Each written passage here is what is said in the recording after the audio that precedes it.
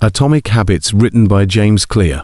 Introduction. James Clear's introduction to Atomic Habits lays the foundation for understanding how small, consistent changes can lead to remarkable personal transformation.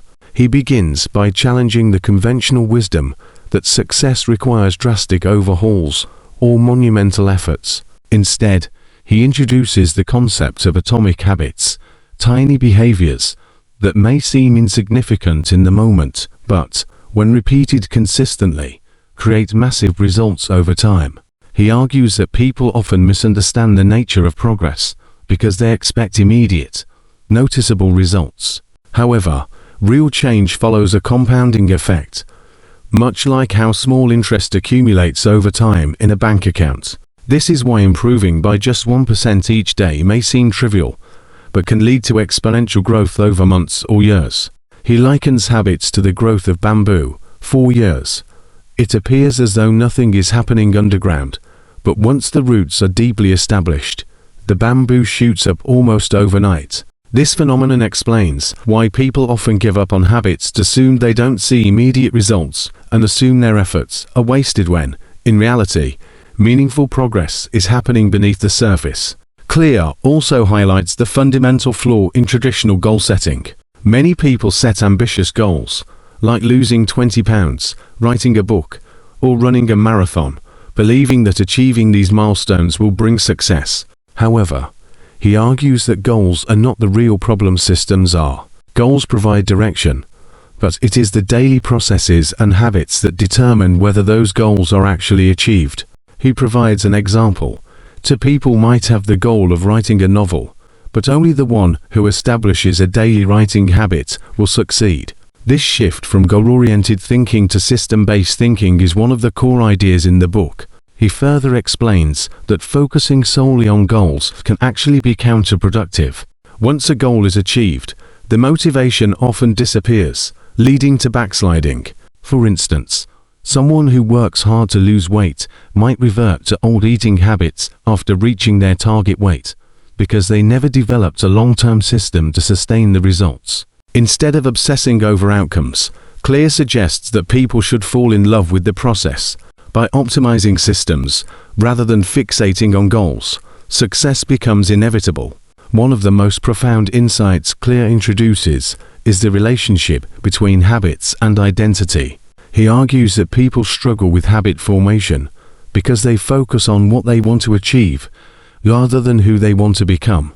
For example, someone trying to quit smoking might still see themselves as a smoker who is trying to resist cigarettes, which makes quitting feel like a battle of willpower. Instead, the key is to shift identity. Instead of saying, "I'm trying to quit smoking," one should adopt the mindset of "I am a non-smoker." When habits align with identity, they become effortless because they are part of who you are rather than something you are forcing yourself to do.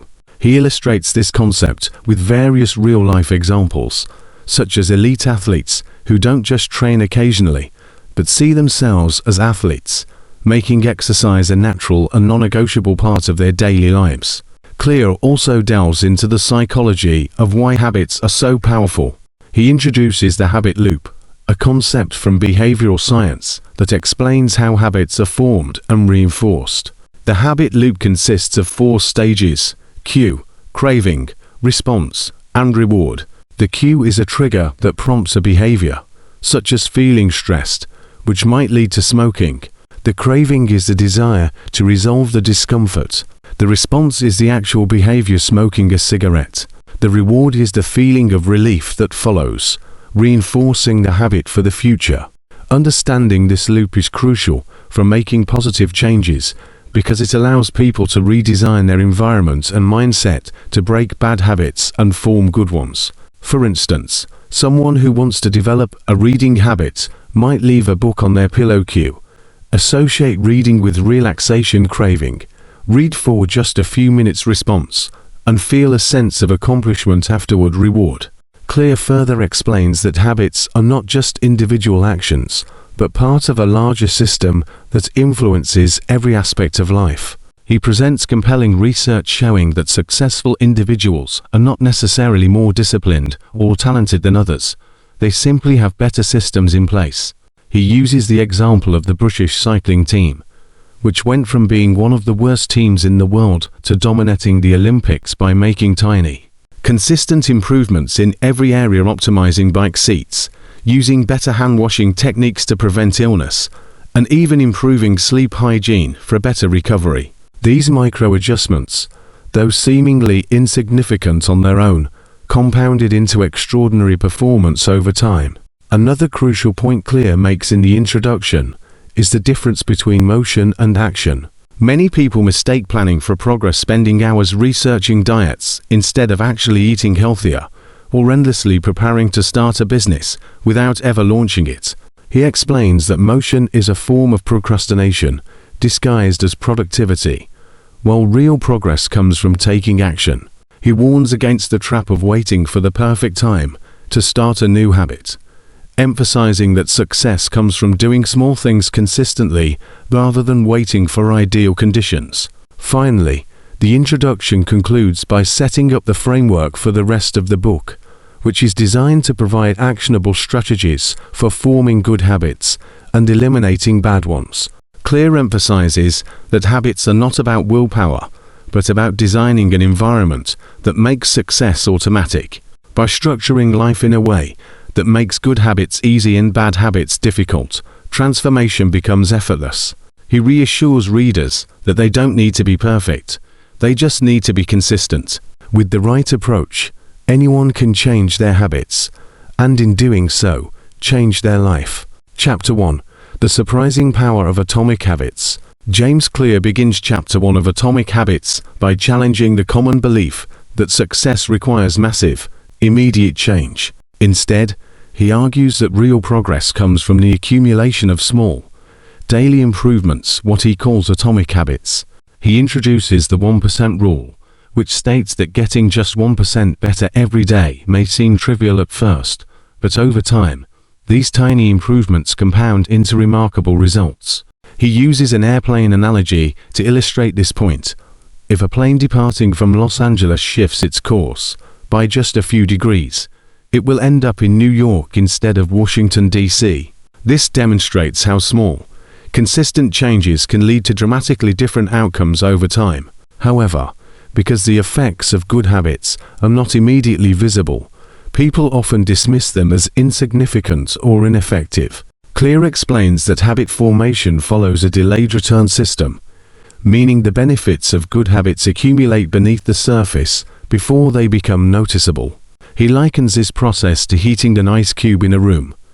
If the temperature starts at 25 degrees Fahrenheit and rises gradually, the ice remains frozen even at 30 degrees Fahrenheit or 31 degrees Fahrenheit. But once it reaches 32 degrees Fahrenheit, it suddenly melts. This plateau of latent potential explains why people often quit when they don't see immediate progress, unaware that their consistent efforts are building up to a breakthrough moment. He warns against this short-term thinking, noting that just because results aren't visible doesn't mean progress isn't happening. Most people become discouraged and abandon their efforts because they expect instant gratification, but true success requires patience and persistence. Clear contrasts outcome-based thinking with system-based thinking, arguing that focusing solely on goals is not the most effective way to create change. Instead of obsessing over the final result, people should focus on building processes that naturally lead to success. He explains that goals provide direction, but it is the system's daily habits and routines that determine progress. For example, if someone wants to become fit, setting a goal of losing 20 pounds is not enough.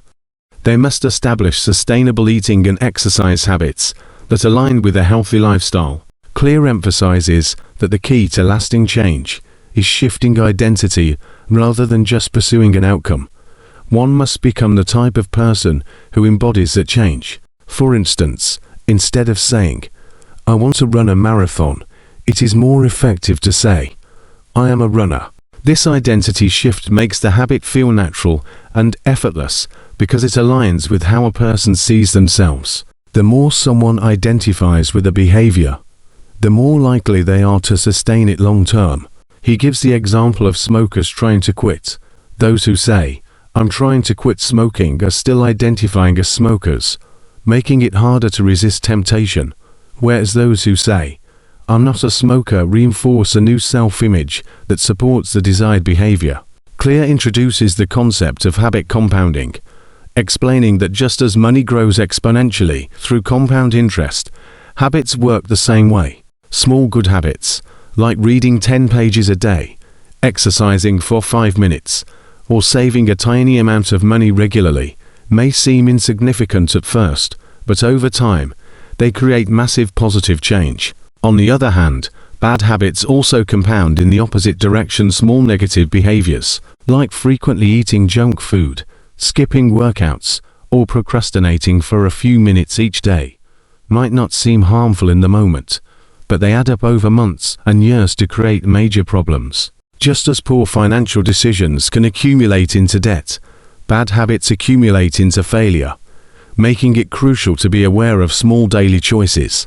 To illustrate the power of small improvements, Clear tells the story of the British cycling team, which had been underperforming for decades. In 2003, they hired a new coach, Dave Brailsford, who introduced the concept of marginal gains, making tiny, 1% improvements in every area of performance.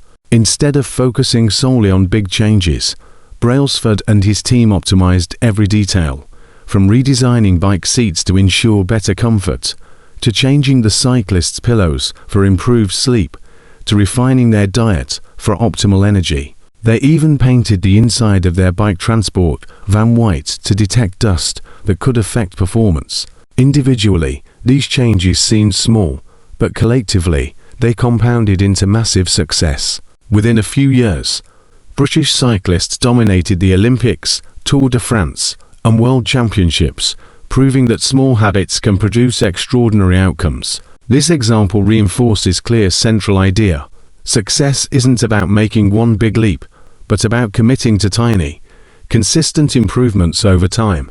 Another crucial point Clear makes in this chapter is distinguishing between motion and action. Many people mistake motion planning, researching, or preparing for actual progress. For example, someone might spend hours researching the best workout routines without ever going to the gym, or they might read books on starting a business without ever launching one. Motion feels productive, but it doesn't produce results. Action, on the other hand, is what creates real change. Clear warns against falling into the trap of waiting for the perfect moment to start a habit, emphasizing that the best way to improve is simply to start, no matter how small the action is. By the end of the chapter, Clear has built a compelling argument for why focusing on small, consistent habits is the key to success. He explains that tiny changes, when repeated daily, compound into significant results, and the process of habit formation is much like planting a seed. Just as a tree doesn't grow overnight, but requires consistent care, habits need time to take root before their impact is visible. He reassures readers that change doesn't have to be overwhelming. By making tiny adjustments and staying consistent, anyone can transform their life. He closes the chapter with the powerful idea that habits are the compound interest of self-improvement. Just as financial investments grow through small, regular contributions, self-improvement follows the same principle. Small, daily improvements, when sustained over time, lead to extraordinary success. Chapter 2. How your habits shape your identity. In Chapter 2 of Atomic Habits, James Clear delves into the profound connection between habits and identity, emphasizing that true, lasting behavior change is not just about achieving specific goals, but about transforming how we see ourselves at a fundamental level. He argues that every habit we adopt is not merely an isolated action, but a vote toward the type of person we are becoming. This means that our repeated behaviors are shaping our identity every single day, even if we don't realize it. Many people fail to sustain good habits because they focus on external outcomes, such as losing weight, writing a book, or making more money, without addressing the deeper question, who am I becoming in the process? Clear explains that identity change has the ultimate driver of habit formation, because when an action aligns with how we see ourselves, it no longer requires motivation or willpower, it becomes effortless. Instead of relying on discipline, we naturally do what we believe fits our identity. For example, a person who wants to lose weight might set a goal to drop 20 pounds. But if they still see themselves as someone who hates exercise or enjoys junk food, they will struggle to maintain their progress. On the other hand, if they begin to view themselves as a healthy person, someone who prioritizes fitness and enjoys nutritious meals, they will be more likely to sustain their habits permanently because they no longer see these behaviors as chores, but as part of who they are. Clear provides a compelling example with smokers. If someone trying to quit still thinks of themselves as a smoker resisting cigarettes, they are fighting against their identity, making it much harder to stay on track. However, if they say, "I am a non-smoker," they internalize the new identity, making the behavior change feel natural rather than forced. To explain how identity influences behavior, Clear introduces a three-layer model of behavior change. The outermost layer is outcomes, which represents the tangible goals we set, such as running a marathon, earning a degree, or becoming financially successful. The middle layer is processes, which refers to the actions and systems we put in place to achieve those goals, such as training for a race, studying regularly, or budgeting wisely. However, at the deepest level is identity, which represents our beliefs about who we are. Clear argues that most people approach change from the outside in, focusing first on outcomes, what they want to achieve, without realizing that the most effective way to create lasting change is to work from the inside out. When we focus on identity first, the habits that support that identity naturally follow. For example, if someone identifies as a runner, they don't need to force themselves to train. They run because that's simply who they are. If someone identifies as a productive person, they don't have to struggle with procrastination. They naturally prioritize their work because they see themselves as someone who gets things done. By contrast, if someone believes they are lazy, they will unconsciously reinforce that identity through their actions, avoiding difficult tasks and delaying responsibilities. Clear explains that our behaviors are a reflection of our self-image, and every action we take reinforces or weakens our sense of identity. Each time we make a positive choice, we cast a vote for the person we want to become, and the more votes we accumulate, the stronger that identity becomes. This concept of identity-driven habits also applies to negative behaviors.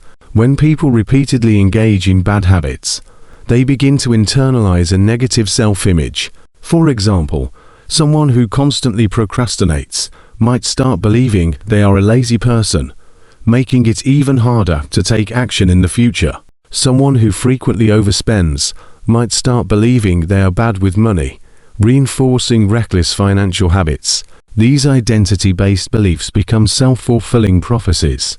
The more we act in alignment with an identity, whether positive or negative, the more deeply ingrained that identity becomes. However, Clear reassures readers that identity is not fixed. It is constantly being shaped by our actions. By making small, consistent choices that align with a new identity, we can reshape our self-image and, in turn, transform our habits.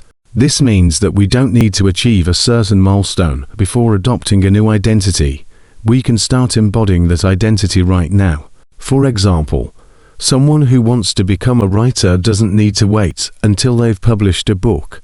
They can start identifying as a writer the moment they commit to writing regularly, even if it's just a few sentences a day. Over time, these repeated actions reinforce the identity, making it easier to maintain the habit. Clear emphasizes that true change happens at the identity level, because when a habit is tied to who we are, it becomes automatic. He provides examples of elite athletes, successful professionals, and highly disciplined individuals who don't just practice their craft, they embody it. A musician doesn't have to force themselves to practice every day. They see themselves as a musician, so playing their instrument is as natural as breathing. A fit person doesn't have to remind themselves to exercise. They identify as someone who enjoys movement, so working out is just a normal part of their day. This is why identity-based habits are far more effective than goal-based habits. Goals have an endpoint once a person reaches their target. They often lose motivation and revert to old behaviors. For instance, someone who sets a goal to lose 20 pounds might revert to unhealthy habits once they hit their target weight, because they never changed their underlying identity. However, someone who identifies as a healthy person will continue making good choices indefinitely because they aren't just following a temporary plan. They are living in alignment with who they believe they are. Cleo also explains that identity change is a gradual process, shaped by repeated experiences rather than sudden epiphanies. Just as a tree doesn't grow overnight, but strengthens through consistent nourishment, our identity is formed through the accumulation of small actions over time. This is why he emphasizes the importance of making small, consistent changes rather than relying on willpower or motivation. Instead of trying to overhaul everything at once, the most effective approach is to start with small, identity-affirming habits and build momentum over time. He suggests asking the question, what would a desired identity do? For example, what would a healthy person do in this situation? What would a disciplined person do? This simple shift in thinking helps guide behavior in alignment with a new identity. By the end of the chapter, Clear reinforces the key idea that every action is a vote for the person you want to become. Instead of worrying about results, people should focus on proving to themselves through small daily actions that they are becoming the type of person who naturally engages in good habits. He reassures readers that they don't need to be perfect. Identity change is not about making every choice correctly, but about casting more votes for the right identity than the wrong one. Over time, these small choices accumulate, and eventually, a new identity emerges, making positive habits effortless and deeply ingrained. Rather than relying on motivation or discipline, the real secret to lasting behavior change is shifting self-perception, so that the desired habits become an extension of who we are. Chapter 3. The First Law. Make it obvious. In Chapter 3 of Atomic Habits, James Clear introduces the first law of behavior change, make it obvious, which highlights the importance of visibility and awareness in habit formation. He argues that habits are shaped by the cues around us, meaning that whether a behavior becomes automatic or difficult depends largely on our environment. Most people fail to build good habits, not because they lack motivation, but because they don't recognize how their surroundings are influencing their actions. To explain this, Clear introduces the habit loop, a four-step cycle that governs all behaviors: cue, craving, response, and reward. The cue is a trigger that initiates the habit. The craving is the motivation behind it. The response is the actual behavior. And the reward is the benefit received, which reinforces the habit. Since habits operate largely on autopilot, our brains often react to cues without conscious awareness. For instance, if someone always eats cookies when they see them on the counter, they might not even realize that their habit is driven by the visual cue rather than true hunger.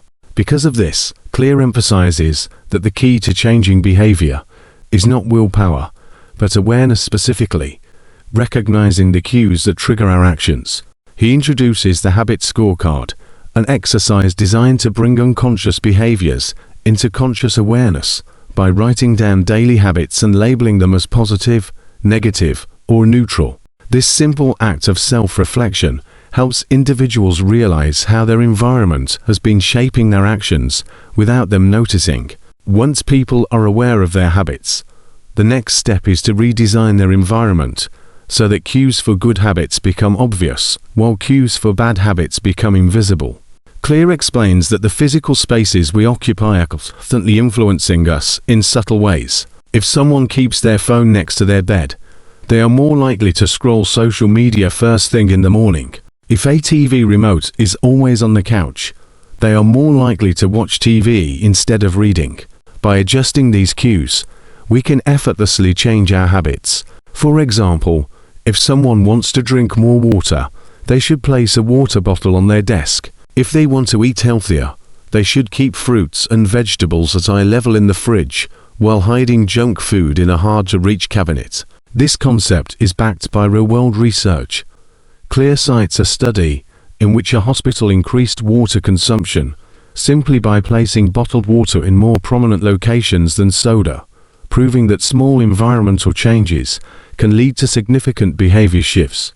Conversely, to break bad habits, people should remove the cues that trigger them. If someone watches too much TV, they can unplug it after use or remove the remote from sight. If they spend too much time on their phone, they can keep it in another room while working. If they want to cut back on junk food, they can avoid buying it altogether. The idea is that people don't need more self-discipline. They need better environments that make positive behaviors easier and negative ones harder. To further enhance habit formation, Clear introduces the implementation intention strategy, which involves specifying when and where a habit will be performed. Research shows that people who explicitly state their intentions, such as "I will go to the gym 5 p.m. on Monday at the fitness center," are significantly more likely to follow through than those who rely on vague aspirations. This technique eliminates uncertainty and makes the habit feel like a fixed appointment rather than a negotiable option. He also introduces habit stacking, a powerful method of linking new habits to existing ones. Instead of trying to build a habit from scratch, habit stacking involves attaching it to something already ingrained in one's routine. For instance, someone who wants to meditate can decide, "After I brush my teeth, I will meditate for 1 minute." Since brushing teeth is already a well-established habit, adding meditation immediately afterward increases the likelihood of consistency. Other examples include, "After I pour my morning coffee, I will read 1 page of a book," or "After I finish lunch, I will go for a 5-minute walk."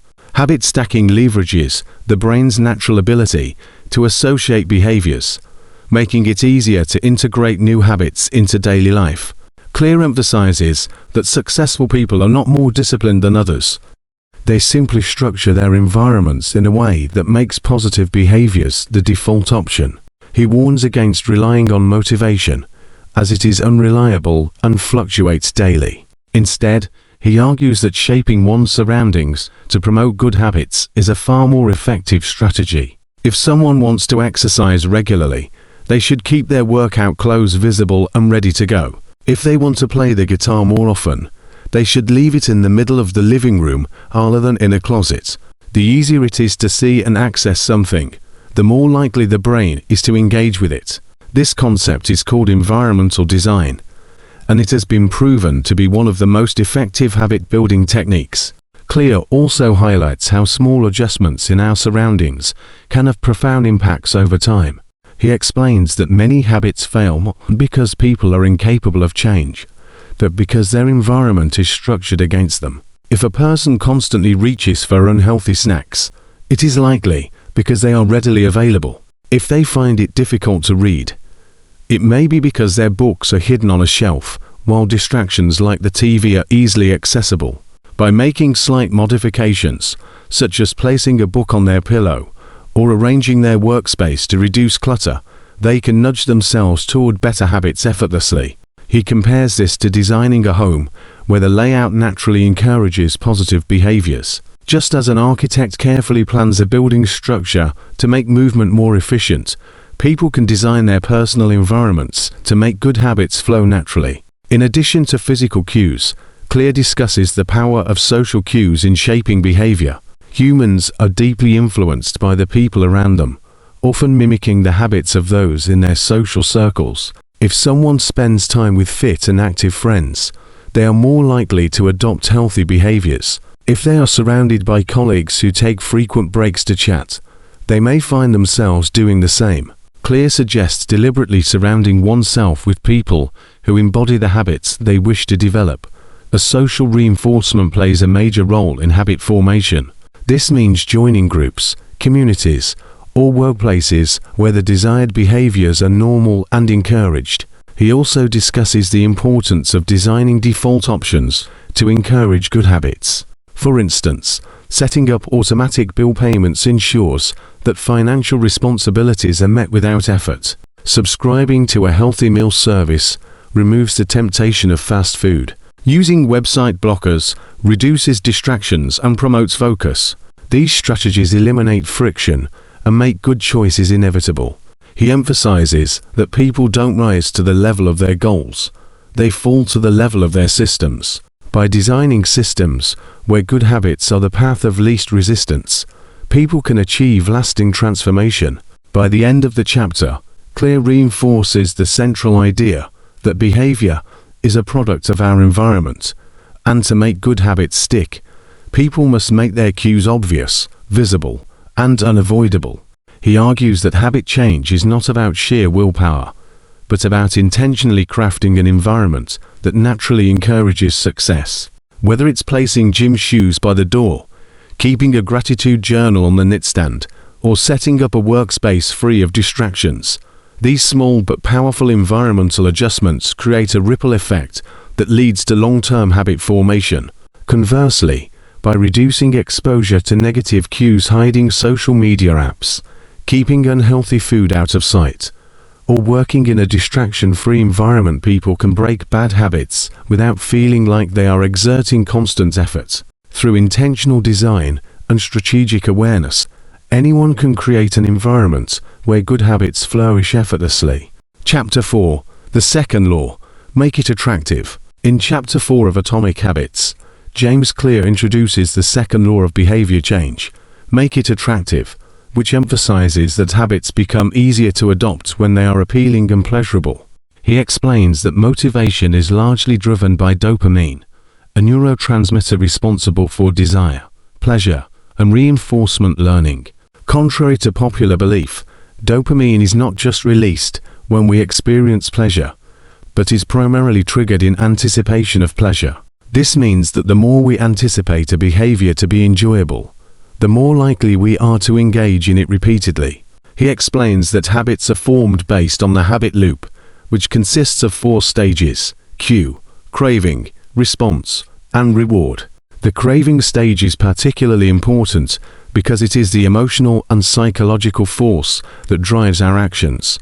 The stronger the craving, the more likely we are to act on the habit. This is why many bad habits, such as eating junk food, scrolling social media, or smoking, persist. They provide immediate pleasure, triggering a surge of dopamine that reinforces the behavior. In contrast, many good habits struggle to stick because they do not provide immediate gratification. Exercising, reading, or saving money often require effort now for a reward that comes much later, making them less attractive in the moment. To overcome this, Clear suggests designing habits in a way that increases their appeal, making us more likely to look forward to them. One of the most effective strategies he introduces is temptation bundling, which involves pairing an action we want to do with one we need to do.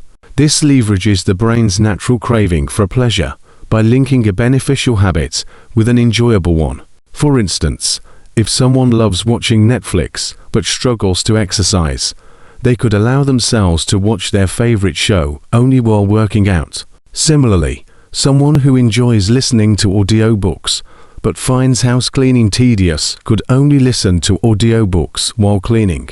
By associating a necessary but unattractive habit with an enjoyable activity, we reframe the behavior as something pleasurable rather than a chore. This technique works because it shifts the focus from the difficulty of the habit to the anticipation of enjoyment, thereby increasing motivation. Clear also emphasizes the social influence on habit formation, explaining that human beings are wired to imitate the behaviors of those around them. He introduces the idea that we are most influenced by 3 specific social groups: the close family and friends, the many society at large, and the powerful those we admire. If we are surrounded by people who prioritize health, productivity, or personal growth, we are more likely to adopt those habits ourselves because they are perceived as normal and desirable. This is why fitness communities, professional workspaces, and book clubs can be powerful motivators when everyone around us is engaging in a behavior. it becomes far easier to integrate into our own lives.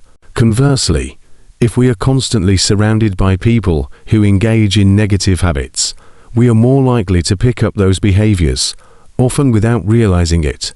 Clear highlights that many people struggle with bad habits, not because they lack willpower, but because their environment reinforces them through social norms. Therefore, the best way to make good habits more attractive is to immerse ourselves in environments where those habits are encouraged and celebrated. He suggests joining groups, clubs, or social circles that already practice the habits we want to build, as this provides both external motivation and accountability. Beyond social influence, Clear discusses the role of identity in making habits more attractive. He explains that we don't just crave certain behaviors, we crave the identity that comes with them. For instance, a person who starts running doesn't just want to run, they want to see themselves as a runner. Someone who practices writing daily doesn't just want to write, they want to become a writer. When a habit aligns with a desirable identity, it becomes far more appealing because it reinforces a sense of self-worth and personal growth.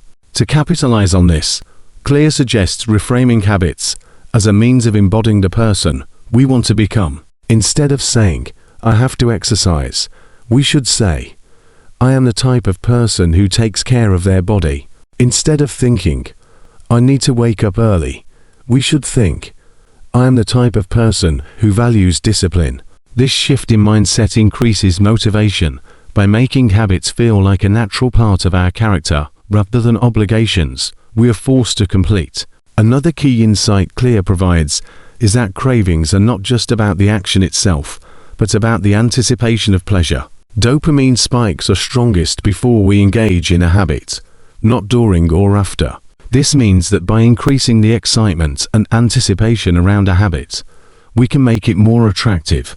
He suggests creating personal rituals that enhance this anticipation, such as preparing a special drink before a study session, setting up a designated workout playlist, or creating a cozy reading environment with candles and blankets. By associating positive sensory experiences with a habit, we train our brains to look forward to it. Clear also addresses the reason why bad habits are often more attractive than good ones: instant gratification. Junk food, social media, and video games provide immediate rewards, making them highly appealing, whereas good habits often have delayed benefits. To counter this, he suggests finding ways to make good habits instantly rewarding.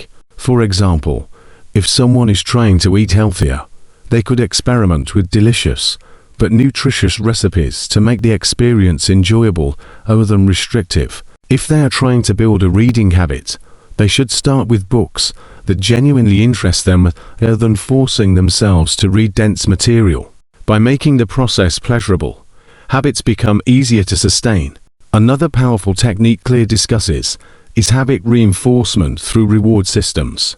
Small, immediate rewards can make long-term habits more sustainable. For instance, keeping a habit tracker where we check off each day we complete a habit creates a sense of satisfaction, reinforcing the behavior. Similarly, setting up a small reward system such as treating ourselves to something enjoyable after completing a workout or a study session can make the habit more appealing.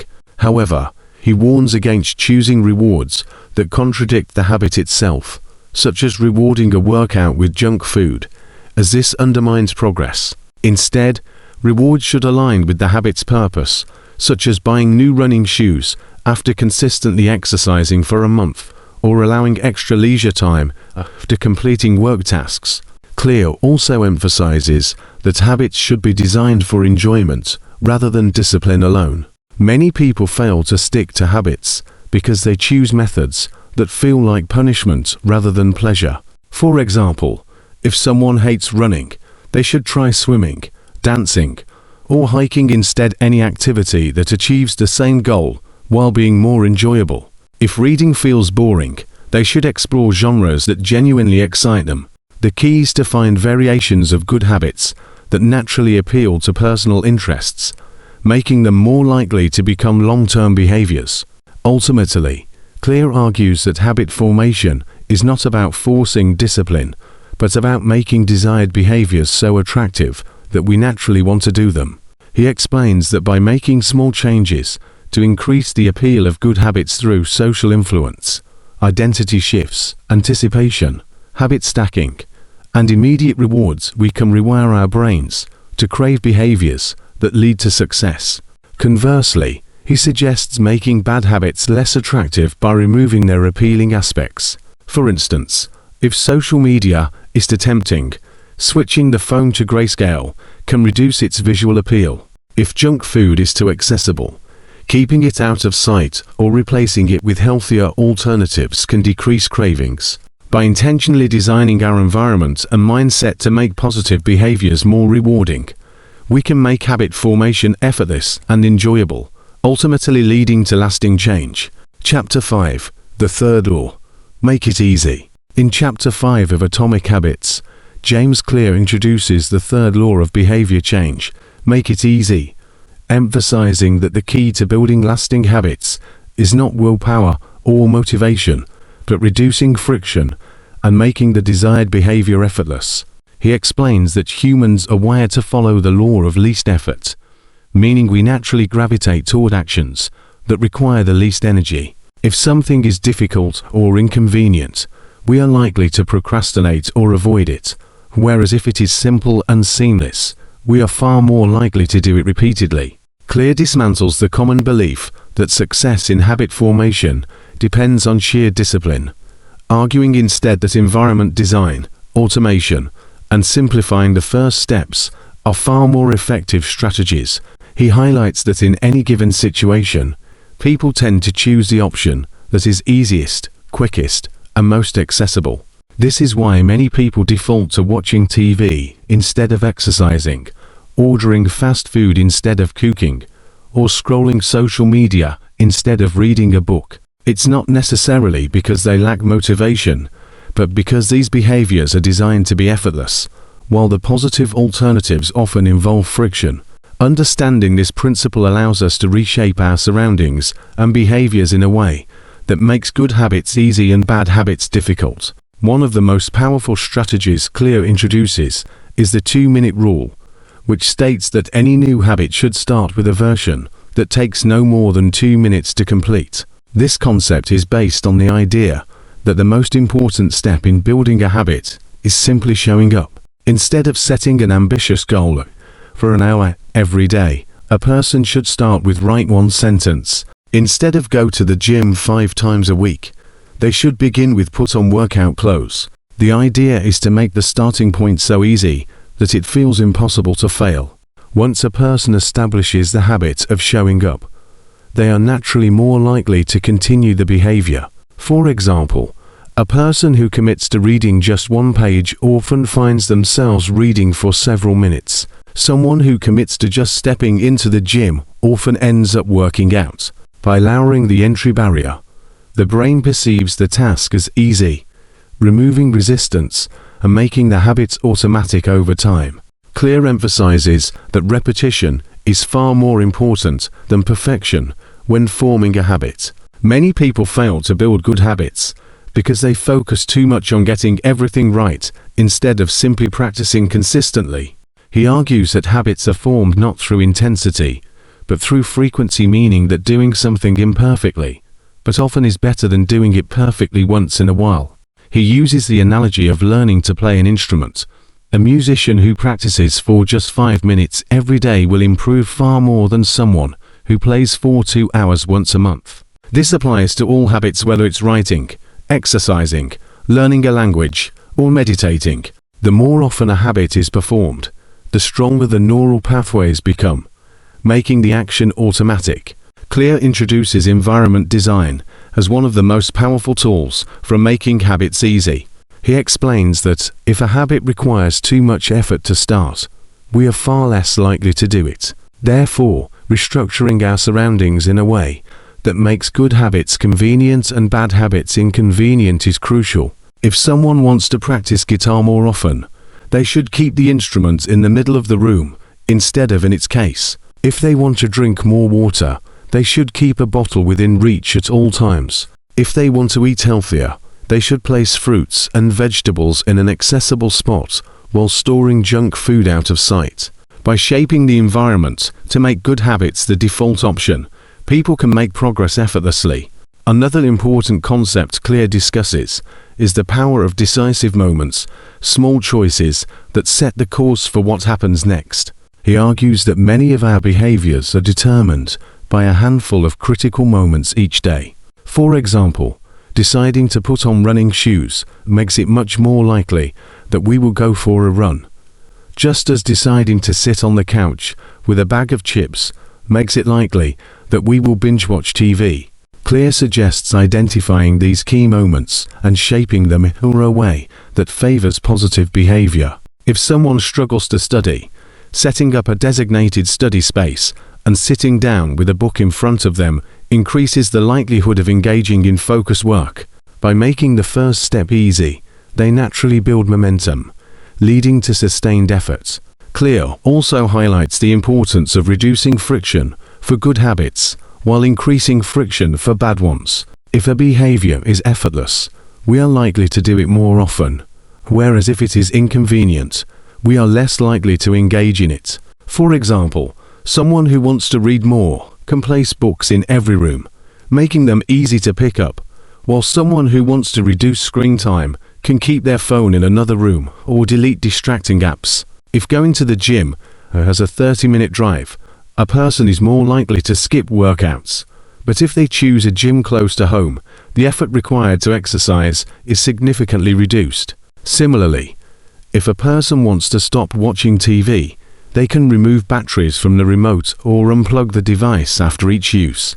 By making bad habits inconvenient and good habits accessible, people naturally shift their behaviors without relying on willpower. Clear discusses the power of habit automation as another way to make good behaviors easy. He explains that whenever possible, using technology to automate habits removes the need for constant decision-making. For example, setting up automatic savings transfers makes financial discipline effortless, subscribing to a healthy meal plan ensures nutritious eating, and scheduling workouts in advance increases commitment. By removing the need for willpower, automation helps reinforce positive behaviors in a way that feels natural and sustainable. He also explains the importance of designing habits for enjoyment, rather than relying on discipline alone. Many people fail to maintain habits because they choose methods that feel like punishment rather than pleasure. For instance, if someone dislikes running but forces themselves to do it, they are unlikely to stick with the habit. Instead, they should find an alternative form of exercise, such as swimming, dancing, or hiking, that feels enjoyable. Similarly, if reading dense academic books feels like a chore, they should start with engaging novels or audiobooks to build the habit first. The key is to make habits feel rewarding, so that they are naturally appealing. Another technique Clear suggests is using habit stacking to make behaviors easier. This involves linking a new habit to an existing one to create a smooth transition. For example, if someone already drinks coffee every morning, they can attach a habit like reading one page of a book immediately after pouring their coffee. If they brush their teeth at night, they can use it as a cue to do 5 minutes of meditation. By embedding habits into routines that already exist, they become effortless and automatic. Ultimately, Clear argues that successful habit formation is about removing obstacles and lowering the effort required to engage in positive behaviors. By making the process simple, convenient, and enjoyable, people can develop habits that stick without relying on motivation or willpower. Instead of forcing discipline, they can shape their environment, automate behaviors, and start small, ensuring that the habit-building process feels natural and effortless. The easier a habit is, the more likely it is to become part of everyday life, leading to long-term success with minimal resistance. Chapter 6, The Fourth Law, Make It Satisfying. In Chapter 6 of Atomic Habits, James Clear introduces the fourth and final law of behavior change, make it satisfying, explaining that for a habit to stick, it must be immediately rewarding. He discusses how human behavior is largely shaped by the principles of reinforcement, meaning that actions that feel good in the short term are repeated, while those that do not provide instant gratification are often abandoned. This is why bad habits, such as eating junk food, scrolling endlessly on social media, or procrastinating, tend to persist because they deliver immediate pleasure, even if they have negative long-term consequences. Conversely, good habits, like exercising, eating healthy, saving money, or studying, are often difficult to maintain because their rewards are delayed. For example, someone who works out does not instantly see physical results. Someone who saves money does not instantly become wealthy. And someone who studies does not immediately master a subject. The brain prioritizes immediate rewards over future benefits, which creates a fundamental challenge in habit formation. Clear explains that humans evolved in an immediate return environment where survival depended on actions that provided instant rewards, such as finding food or seeking shelter. However, modern life is structured around a delayed return environment, where most beneficial habits require patience before their rewards materialize. The problem is that our brains are still wired to seek instant gratification, which is why so many people struggle to maintain long-term habits. To bridge this gap, Clear suggests making good habits instantly satisfying, so that the brain associates them with pleasure and reinforces them. He introduces several strategies to accomplish this, beginning with habit tracking, a method that makes progress visible and provides a sense of accomplishment. When people track their habits, whether by crossing off days on a calendar, using an app to log workouts, or keeping a checklist, it creates a small but powerful reward. The act of visually seeing progress builds momentum and makes the habit more enjoyable. For example, someone who tracks their daily workouts feels a sense of achievement with each completed session, reinforcing the behavior. The key, Clear explains, is to never break the chain once a habit is established. Maintaining consistency becomes a reward in itself. If a day is missed, the rule is to never miss twice, as this prevents the habit from fading.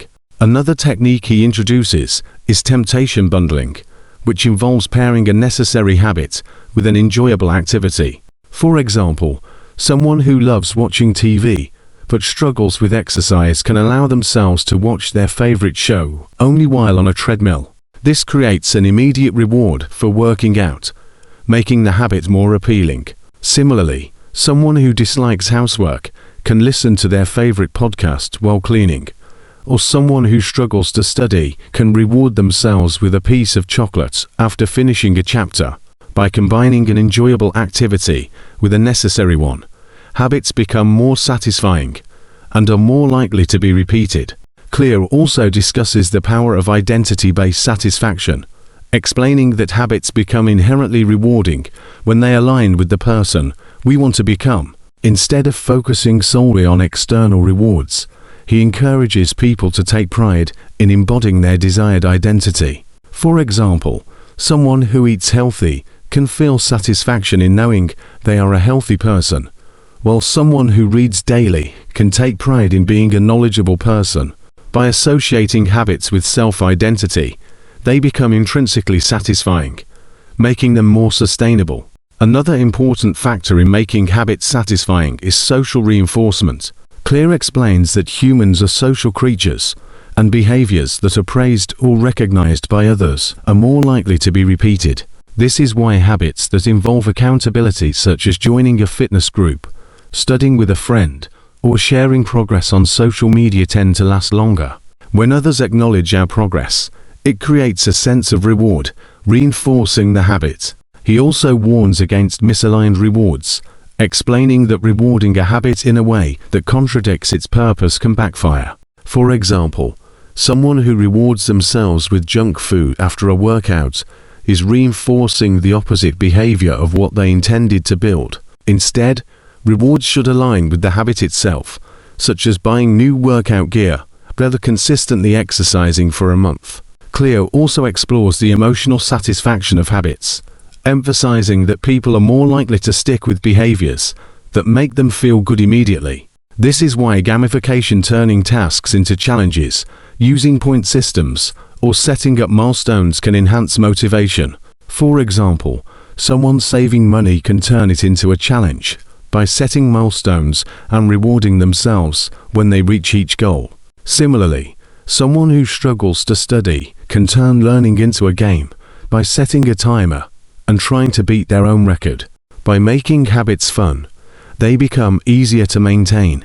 Another key insight Clear provides is the importance of designing an environment that naturally reinforces good habits.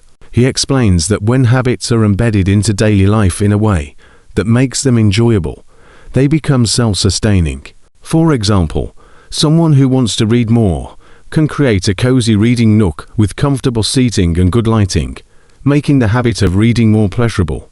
Someone who wants to eat healthier can store fresh fruits in a visible and accessible place, making healthy choices more appealing. The more a habit is associated with comfort, ease, and satisfaction, the more likely it is to be repeated. Clear also explores the power of small wins, explaining that even minor progress can feel rewarding and drive continued behavior. People often think success requires massive action, but in reality, small consistent improvements lead to big changes over time. When people focus on small wins, such as adding one more rep to a workout, saving an extra $1, or meditating for just one more minute, they experience a sense of accomplishment, which keeps them engaged in the habit. Ultimately, Clear emphasizes that habits only last when they are satisfying. If a habit is not immediately rewarding, the brain does not associate it with pleasure, making it difficult to sustain. By adding small but meaningful rewards, tracking progress, bundling habits with enjoyable activities, reinforcing identity, utilizing social accountability, designing an environment that promotes satisfaction, and celebrating small wins, people can make good habits enjoyable and automatic. The easier and more enjoyable a habit is, the more likely it is to become a permanent part of life. Chapter 7. Advanced Tactics. How to go from good to great. Chapter 7 of Atomic Habits delves into advanced strategies for taking habits from good to great by focusing on continuous refinement, deliberate practice, and sustained motivation over time. James Clear emphasizes that forming a habit is just the beginning, but true mastery requires optimizing and evolving behaviors to ensure they remain effective. Many people establish a routine and see initial success, but they eventually hit a plateau because they stop challenging themselves or refining their approach. To avoid stagnation and continue improving, Clear introduces the concept of deliberate practice, which involves focusing on specific areas of weakness, setting increasingly difficult challenges, and actively seeking feedback to refine performance. Unlike passive repetition, deliberate practice requires intentional effort to push beyond one's comfort zone. As seen in athletes who train slightly harder each session, musicians who practice more complex pieces, or writers who refine their craft by experimenting with different styles, he explains that the difference between average performers and elite achievers lies in their ability to stay engaged in this continuous process of improvement rather than settling for autopilot mode. One of the core principles Clear explores is the Goldilocks rule, which states that the human brain thrives on tasks that are neither too easy nor too difficult, but remain just slightly beyond current capabilities. When a task is too easy, it becomes boring, and when it is too hard, it becomes frustrating, both of which lead to disengagement. The key to staying motivated is to consistently challenge oneself at an optimal level, which applies to habits in all areas of life. For example, if someone wants to become a better runner, they should gradually increase their pace or distance instead of running the same routine every day. If someone wants to improve at chess, they should play against opponents slightly better than themselves, rather than ones who are either too weak or too advanced. By consistently adjusting difficulty, habits remain engaging and growth-oriented rather than stagnant. Another crucial concept Clear discusses is identity reinforcement, where habits are more likely to stick when they align with a person's self-image. Instead of focusing on outcomes alone, People should adopt the mindset of becoming the kind of person who naturally performs the desired behavior. For instance, instead of saying, "I want to run a marathon," one should think, "I'm a runner." This identity shift makes habits more resilient because behavior is deeply tied to self-perception. When people see themselves as the kind of person who exercises, reads, or manages their finances well, they are more likely to maintain those habits long-term even when motivation wanes. This identity-driven approach creates a feedback loop, where repeated actions reinforce a stronger self-image, which in turn strengthens the habit. Environmental optimization is another advanced strategy Clear highlights, explaining that the highest achievers design their surroundings to support their goals effortlessly. If someone struggles with distraction while working, they should remove digital temptations by using website blockers, placing their phone in another room, or creating a clutter-free workspace. Similarly, if someone wants to eat healthier, they should keep nutritious food easily accessible while removing junk food from their home. By shaping the environment to make good habits frictionless and bad habits difficult, individuals increase their chances of sustained success without relying solely on willpower. Another critical aspect of taking habits to the next level is measurement and feedback, as what gets measured tends to improve. Tracking progress provides a sense of accomplishment and allows individuals to make adjustments when necessary. For example, tracking workouts, finances, or productivity can highlight patterns and areas for optimization. However, Clear warns against becoming overly fixated on numbers, as excessive measurement can lead to discouragement if progress is not linear. Instead of obsessing over results, he encourages people to focus on consistency and effort, acknowledging that long-term success is built through gradual refinement rather than sudden breakthroughs. One of the biggest challenges in maintaining habits is boredom, and Clear argues that this is what separates amateurs from professionals. Most people start habits with enthusiasm, but when the novelty wears off, they lose interest. High achievers, however, are those who can push through the monotony and maintain habits even when they no longer feel exciting.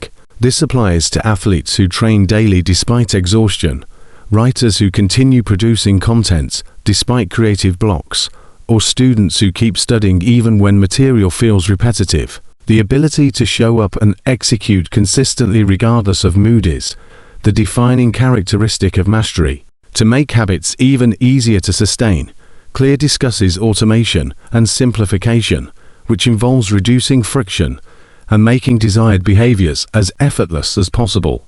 For example, setting up automatic payments for savings eliminates the need to make conscious decisions about finances, while pre-scheduling workouts or meal prepping in advance removes daily decision fatigue. The less mental energy required to sustain a habit, the more likely it is to last long-term. Additionally, Clear explores the role of accountability and social reinforcement, emphasizing that surrounding oneself with people who encourage progress can significantly impact success. Having an accountability partner, joining a supportive group, or even publicly sharing goals creates external motivation and social pressure to stay on track. Competitive elements, such as friendly challenges, can also push individuals to strive harder, as people tend to perform better when they know someone is watching. Lastly, Clear reinforces the idea that habits should evolve as people grow. What works at the beginning of a habit journey may not be sufficient later on. For example, a beginner runner may start with short jogs, but as they improve, they need to increase intensity or switch training methods to continue progressing. Similarly, a business owner may begin by handling everything alone, but eventually need to delegate tasks to scale their company. Regular self-reflection and habit audits help identify what adjustments are necessary to keep moving forward. Ultimately, Clear argues that achieving greatness is not about drastic changes, but about refining and optimizing small behaviors consistently. Those who continuously challenge themselves, tweak their processes, embrace discomfort, and remain committed even when motivation fades are the ones who transform from good to great. Conclusion. In the conclusion of Atomic Habits, James Clear solidifies his core philosophy that the key to long-term success lies not in radical transformations or massive efforts, but in the power of small, consistent changes compounded over time. He emphasizes that habits are not just behaviors, but the building blocks of identity, shaping who we are and who we become. Throughout the book, he has demonstrated that habits function as a feedback loop. The more we repeat a habit, the stronger its influence on our identity, and the more deeply ingrained it becomes in our subconscious. He stresses that rather than focusing on goals, which are merely desired outcomes, the real driver of success is the system we create our daily routines and behaviors. Goals can provide direction, but it is the habits we implement that determine whether we reach those goals or not. Clear reinforces that habits are the compound interest of self-improvement, meaning that small, seemingly insignificant actions, when performed repeatedly, accumulate over time to produce extraordinary results. Just as money grows through compounding interest, small daily habits, whether positive or negative, stack up to shape the trajectory of our lives. He illustrates that most people quit too soon because they expect immediate results, failing to recognize that true transformation is often invisible at first. The effects of habits are not linear, but exponential, and real success comes from those who persist long enough to break through what he calls the plateau of latent potential, the period where progress seems slow or invisible until a tipping point is reached, leading to sudden and massive change.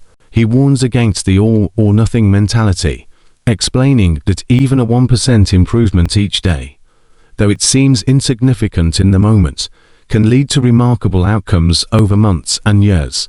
He reassures readers that failure, setbacks, and occasional slip-ups do not negate progress, as long as one returns to the habit quickly and maintains consistency over the long run.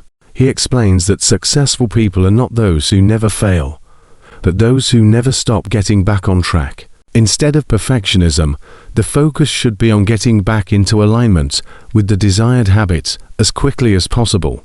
One of the most crucial takeaways from the conclusion is that true behavioral change comes from shifting one's self-identity. Rather than trying to force oneself into actions that feel unnatural, a person should work on becoming the kind of person who naturally engages in those behaviors. For example, instead of saying, "I want to write a book," a person should adopt the mindset, "I am a writer," and then reinforce this identity by showing up daily to write, even if it's just a few sentences. The more an action is performed, the stronger the identity becomes, making it easier to sustain long-term habits. Clear also revisits the importance of environment design, reiterating that willpower and motivation are unreliable compared to structuring one's surroundings in a way that makes good habits easy and bad habits difficult. He reminds readers that success does not come from dramatic acts of discipline, but from creating an environment where desired behaviors are the default option. He encourages people to take control of their surroundings, whether by making healthy food more accessible, placing books in visible locations, setting up workout clothes in advance, or minimizing distractions in their workspace, so that good choices happen effortlessly. Another key insight in the conclusion is the idea that habit formation is not about achieving a particular milestone, but about developing a lifelong system of continuous improvement. Clear warns against the common trap of goal fixation, where people obsess over reaching a specific target only to lose motivation afterward. Instead, he urges readers to fall in love with the process rather than the outcome, embracing the idea that success is not a destination, but a continuous journey of refinement. He uses the analogy of a runner. Instead of aiming just to complete one marathon and then stopping, a true runner sees running as part of their identity, ensuring they continue to improve long after reaching their initial goal. He explains that this mindset shift is what separates those who sustain their success from those who achieve temporary wins, but ultimately regress. Clear also emphasizes the role of self-awareness in habit formation, encouraging readers to periodically review their habits and systems to ensure they are still aligned with their long-term aspirations.